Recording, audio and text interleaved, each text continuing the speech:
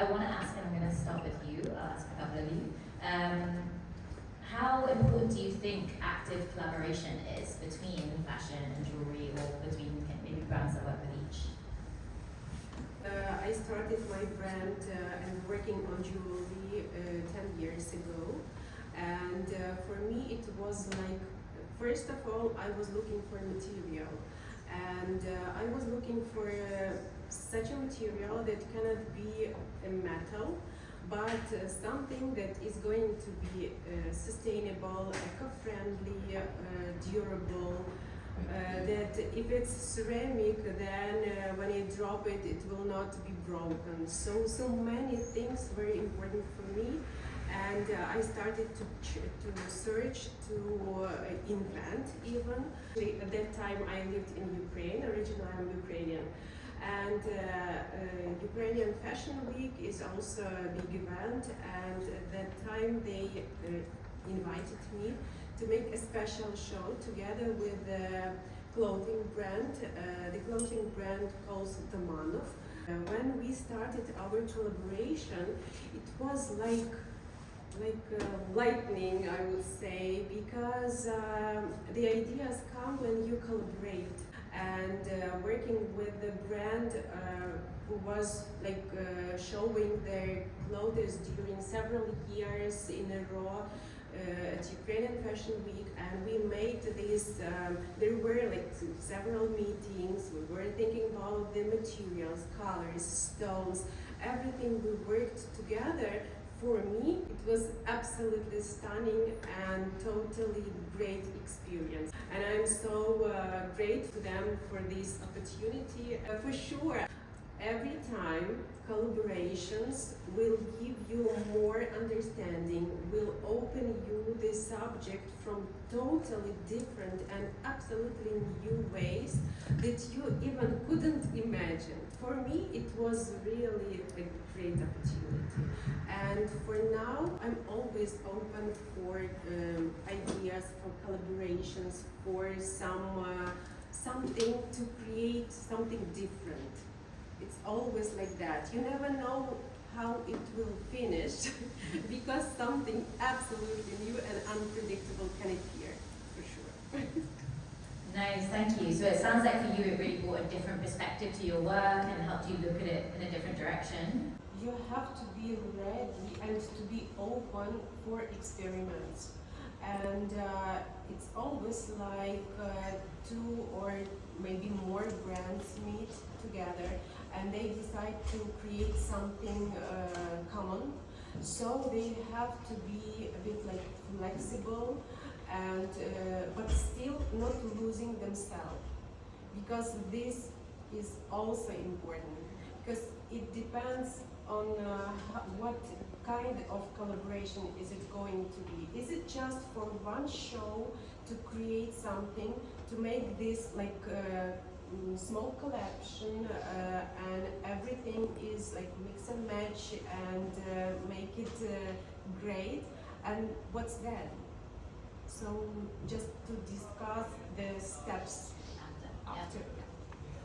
Thank you very much. So I have a question for all of you. I'm going to start over here. What is your perspective, or how do you define sustainability in relation to the work that you do? So for us, sustainability is really that it will be kept for a lifetime, and that you can even continue your piece towards the next generation even. We're dealing with a luxury product, so it's really challenging to keep the sustainability and luxury in one place. So our first and foremost thing is that we need to create pieces that you find beautiful for a lifetime. Second of all, we try to make every step of the supply chain sustainable, which is quite challenging, but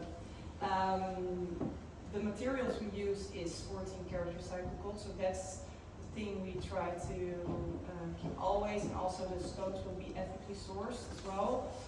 For me, I think sustainability, like a future in sustainability, will be also very much interwoven with technology, because I feel like tech is developing to a stage where we can replace a lot of things.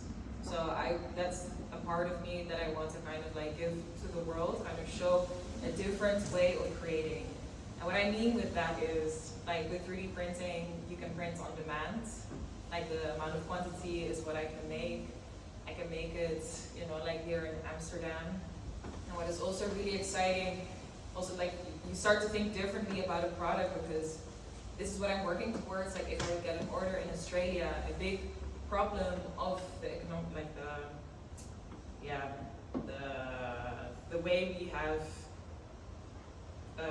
goods shipped is that it's, you know, first comes from this country, then it goes to that country, and then there's an order and it goes over there. So even besides the product, there's a lot of other things happening, and I think what can be really cool is that you can print on location, because it's just a digital file that can be a printer in Australia and it can be printed over there. And I personally really see a future in this new way of thinking about products. Also, besides that, like the material that I use is a bit less exciting than the rest of you guys, but it is 100% recyclable. So what I do is it can be grinded down, and then it can be put back actually in the machine. So there's a company that will make the filament roll, filaments what you put in.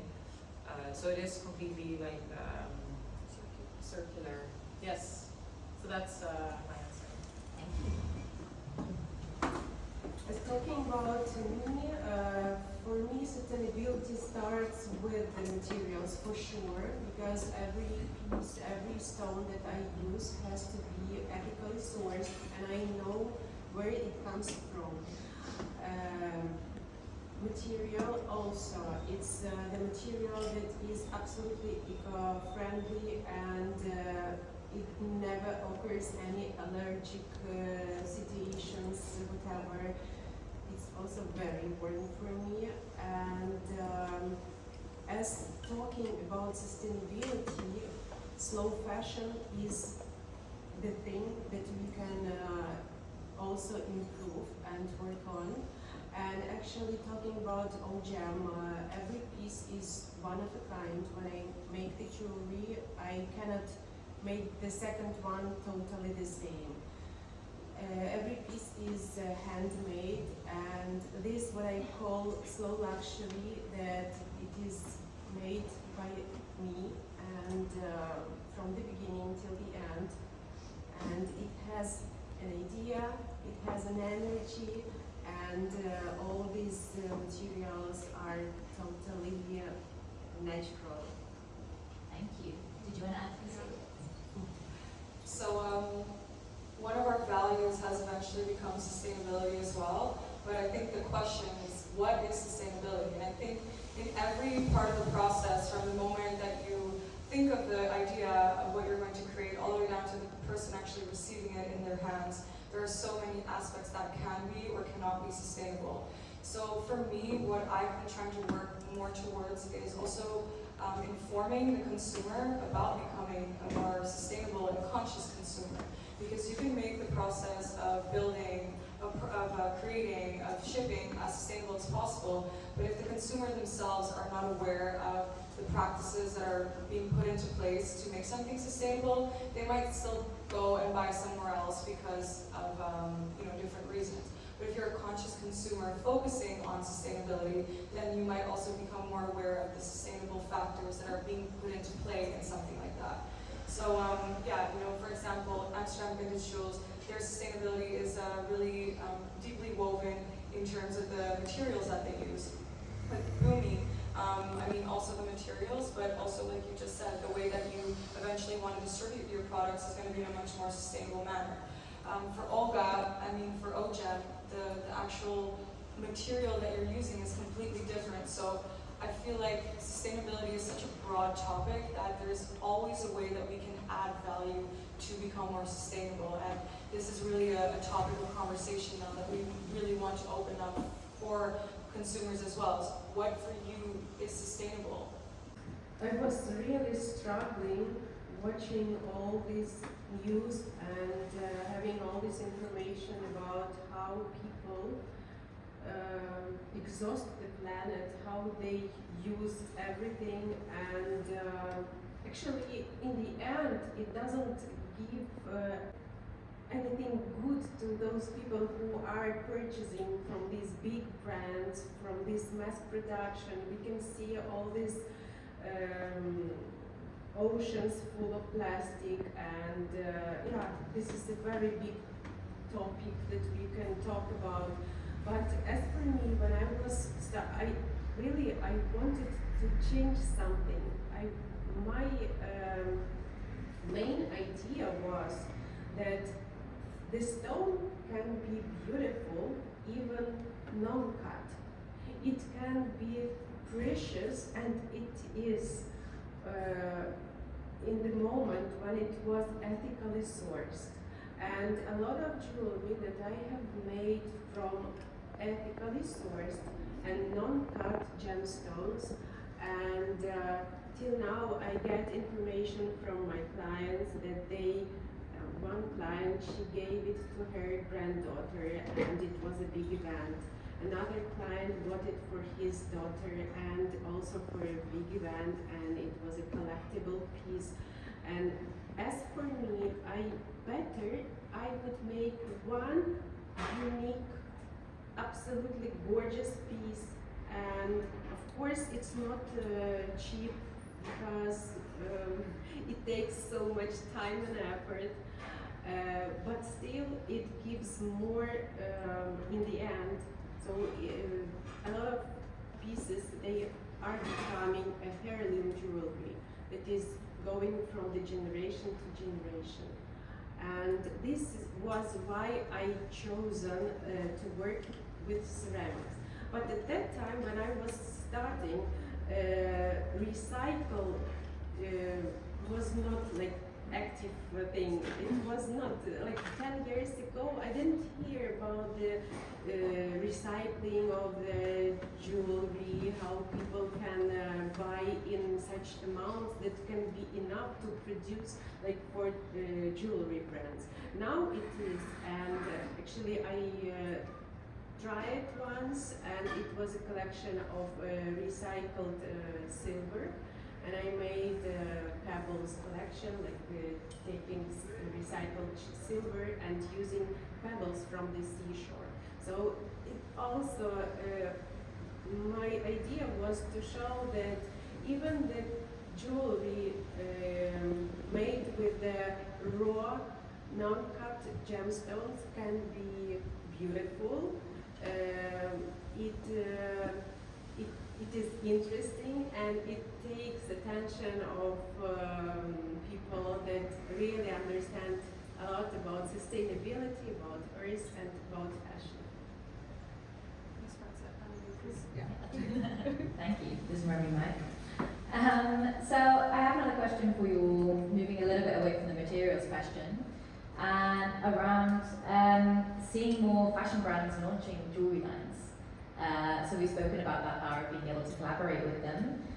Do you think that there's going to be more opportunity for that, for collaborations with fashion brands looking to collaborate with independent jewelry designers?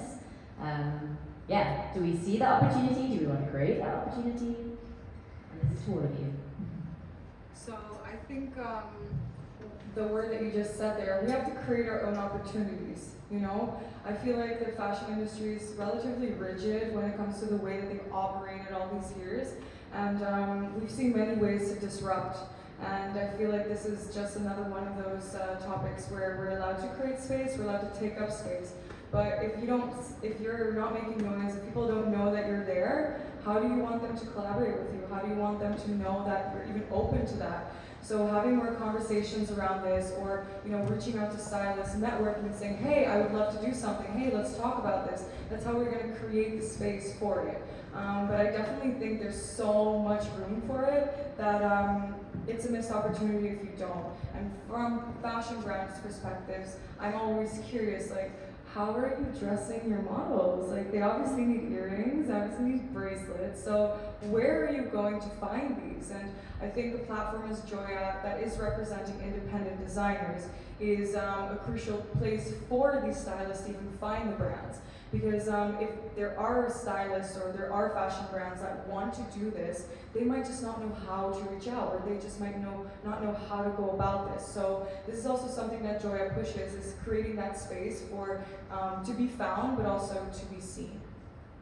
As a jewelry brand owner, we are like good in creating jewelry, so for us it feels weird to think about how fashion would work for us, but what I do know is like when creating or like when building a community and you have people that love your brand, of course when you would look good on them, they would similarly look the same. Like we have a Dutch brand, Annalena, if you follow what all the people that work for them wear, you will say, yes, she's working for that specific brand. But Is that the done well enough?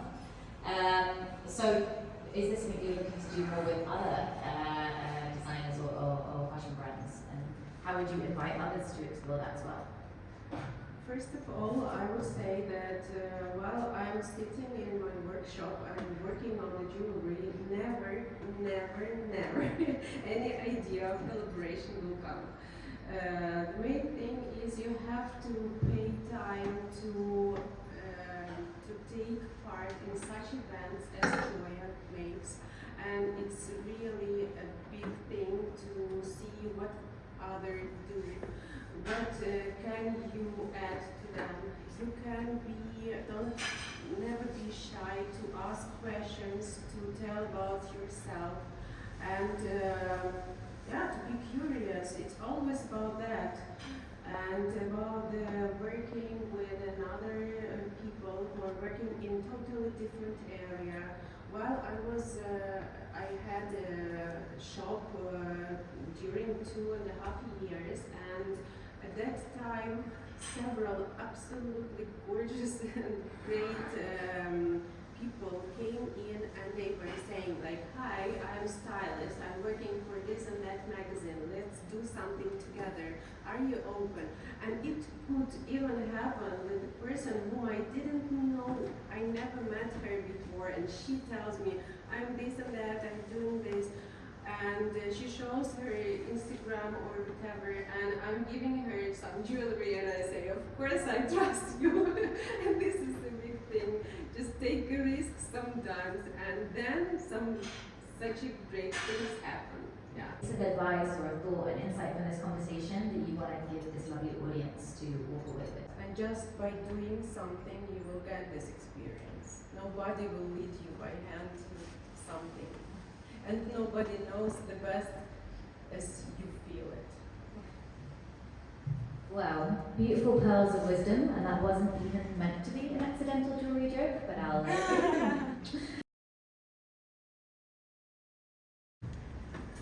For me, mainly, I think it's architecture, architectural designers, architectural projects. This is a big inspiration for me. As well, shades, colors, combination of colors.